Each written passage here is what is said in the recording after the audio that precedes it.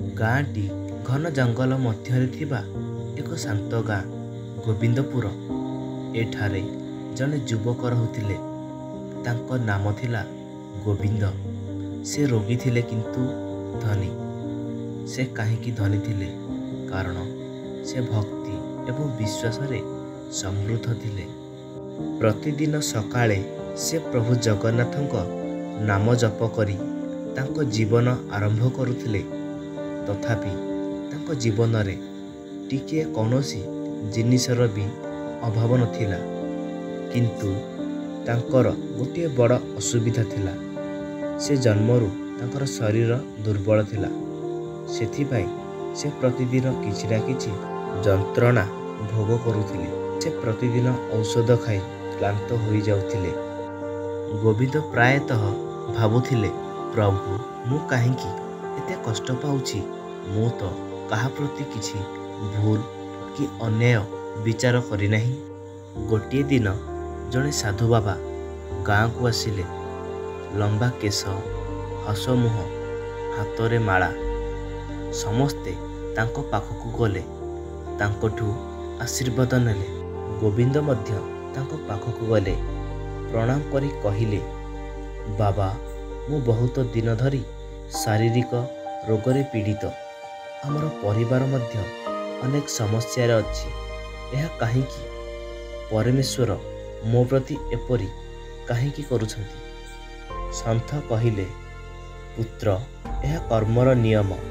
ଯେପରି ବିହନ ବୁଣାଯାଏ, ସେହିପରି ଫଳ ମଧ୍ୟ। ତୁମର ପୂର୍ବଜନ୍ମର କର୍ମ ଏହି ଜନ୍ମରେ ଫଳ ଦେଇଥାଏ। ସନ୍ଥ ଆଖି ବନ୍ଦ କରି ଧ୍ୟାନ କଲେ। କିଛି ସମୟ ପରେ ସେ କହିଲେ, ଗୋବିନ୍ଦ, ପୂର୍ବଜନ୍ମରେ ତୁମେ ଜଣେ ମହାନ ବ୍ୟବସାୟୀ ଥିଲ। ଧନର ଗର୍ବ ତୁମର ମନକୁ ଆଚ୍ଛାଦିତ କରିଥିଲା।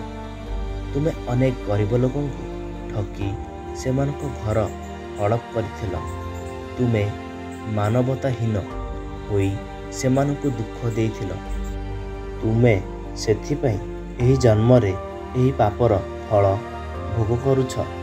ଏହା ଈଶ୍ୱରଙ୍କ ନୀତି।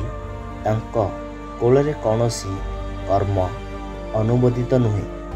ଯଦି ତୁମେ ଏହି ଜନ୍ମରେ ଭକ୍ତି ଏବଂ ଭଲ କାମ କର, ତେବେ ପରବର୍ତ୍ତୀ ଜନ୍ମରେ ତୁମେ ସେଠାରେ ସୁଖ ପାଇବ। ଧୈର୍ଯ୍ୟ ରଖ, ସମର୍ପିତ ହୁଅ, ଭଲ କାମ କର। ଏହା ହିଁ ଜୀବନର ପ୍ରକୃତ ପଥ। ପରବର୍ତ୍ତୀ ଜନ୍ମ ଶୁଭ ଏବଂ ଶାନ୍ତିପୂର୍ଣ୍ଣ ହେବ। ସେହିଦିନଠାରୁ ଗୋବିନ୍ଦ ପ୍ରତିଦିନ ଜଗନ୍ନାଥଙ୍କ ନାମ ଜପ କରୁଥିଲେ ଏବଂ ଗରିବ ଅସହାୟ ଲୋକଙ୍କୁ ସାହାଯ୍ୟ କରୁଥିଲେ। ତାଙ୍କ ପ୍ରତି ଦୟାଭାବ ରଖୁଥିଲେ। ଗୋବିନ୍ଦ ଧୈର୍ଯ୍ୟର ସହିତ ଭକ୍ତି ଅଭ୍ୟାସ କରିଚାଲିଲେ।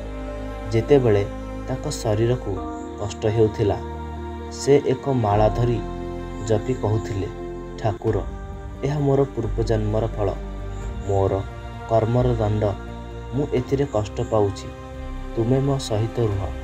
ମୋ ମନକୁ ଶାନ୍ତି କର। ଧୀରେ ଧୀରେ ତାଙ୍କର ମନ ଶାନ୍ତ ହୋଇଯାଏ। ଯଦିଓ ତାଙ୍କର ଶରୀର ଦୁଃଖୀ ଥିଲା, କିନ୍ତୁ ତାଙ୍କର ହୃଦୟ ଖୁସି ରହୁଥିଲା।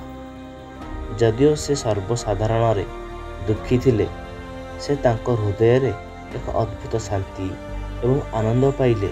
ସେହିଦିନଠାରୁ ଗୋବିନ୍ଦ ଆଉ ଏକ ନୂଆ ଜୀବନ ବଞ୍ଚିଲେ।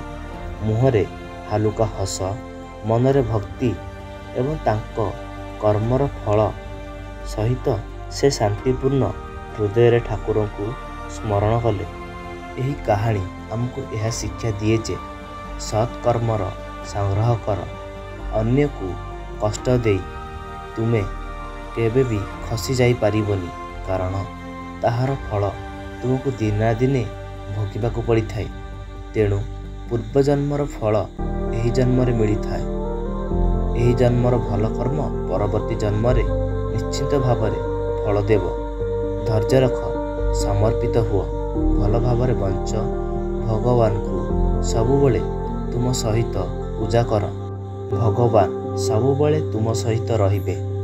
ଯଦି ଭିଡ଼ିଓଟି ଭଲ ଲାଗିଥାଏ, ଭିଡ଼ିଓକୁ ଲାଇକ୍, ସେୟାର ଆଉ ଆମ ଚ୍ୟାନେଲକୁ ସବସ୍କ୍ରାଇବ୍ କରିଦେବେ। ଏହିଭଳି ଏକ ଗଳ୍ପ ସହିତ କିଛି ନୂଆ କଥା ଶିଖିବା ପାଇଁ